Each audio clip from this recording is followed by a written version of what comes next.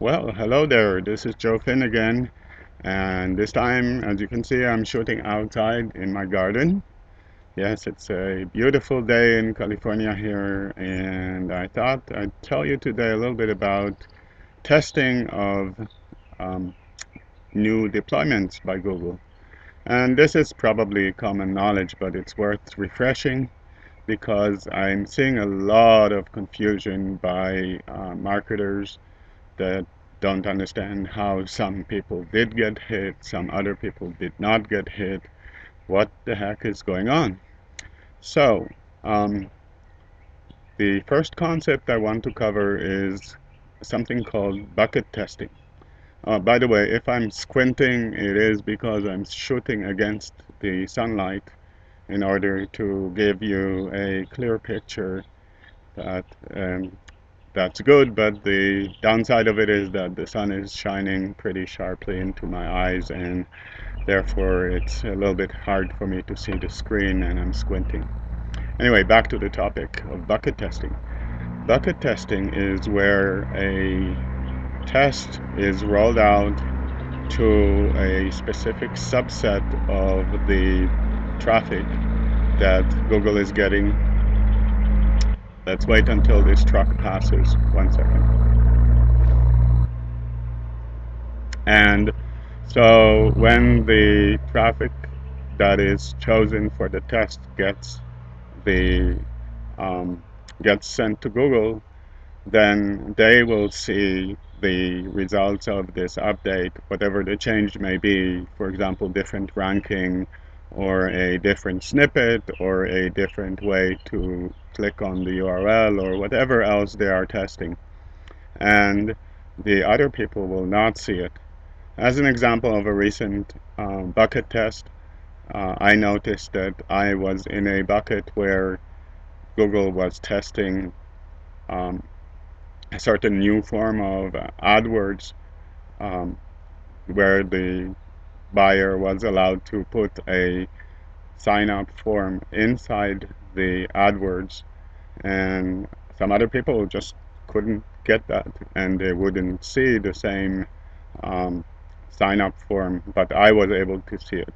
Why? Because I was in that bucket of the traffic which is being tested. By the way, um, the word bucket comes from the way that the traffic is segmented into many so-called buckets or clumps of traffic that it's using a so-called hashing algorithm based on the IP address from where the query is sent. And if you change your IP address with a proxy, for example, then you will see different results. Similarly, that might be chosen based on whether you are logged in or not. Okay, so how does all of this have any relevance to the Penguin update? Well, Penguin was rolled out um, to a bucket test of small amount of traffic, 0.5% or 1% of all the traffic that Google gets. And then they were testing, that was done probably a couple of months ago. And they were testing different ways in which to um, emphasize the new on-site um, penalties, and to um, de-emphasize the incoming links that they have deprecated.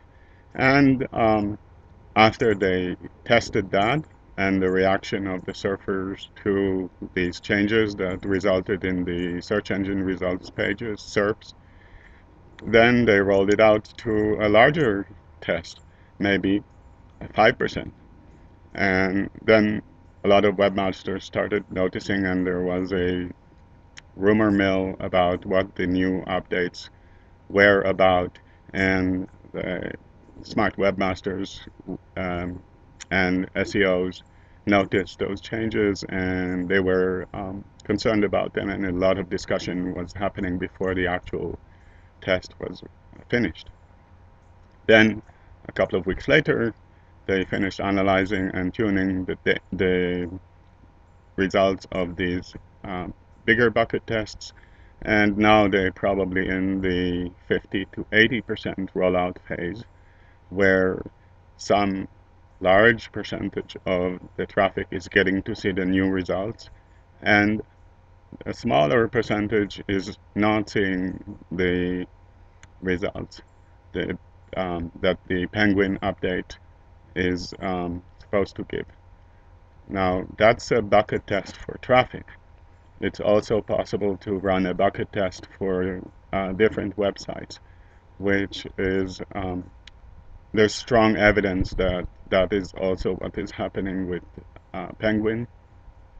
They choose a certain set of websites and they will apply the penalties for on-page over optimization, for example, and that will cause the site, the page to rank differently than before. And some other pages, even though they are also over-optimized or also have keyword stuffing or also have some other reason to be penalized, they are not penalized. So then you get the really confusing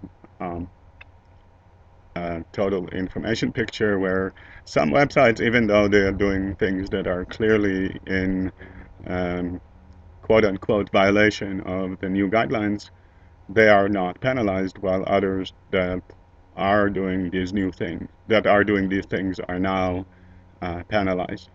So there you have it.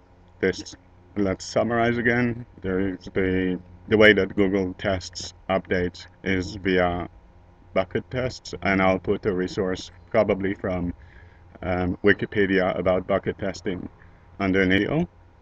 And what you're seeing and what webmasters are seeing and what SEOs are seeing is the confusing at first picture resulting from partial application of the updates to some traffic and some websites. That's what bucket tests do. They are partial. They don't roll it out to 100% of the traffic, and they don't roll it out to 100% of the websites.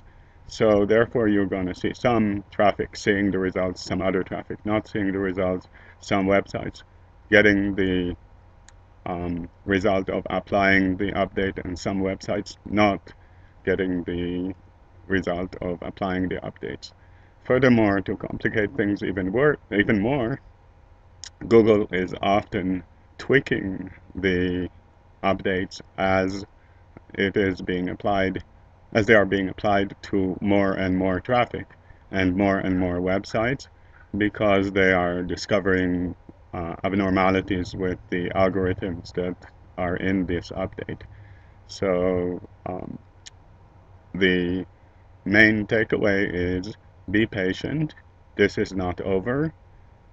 The results of this update are still being felt, and things have not settled down. This is just the second week of a major update, and there will be kinks and changes and effects that are going to be mitigated or rolled back completely.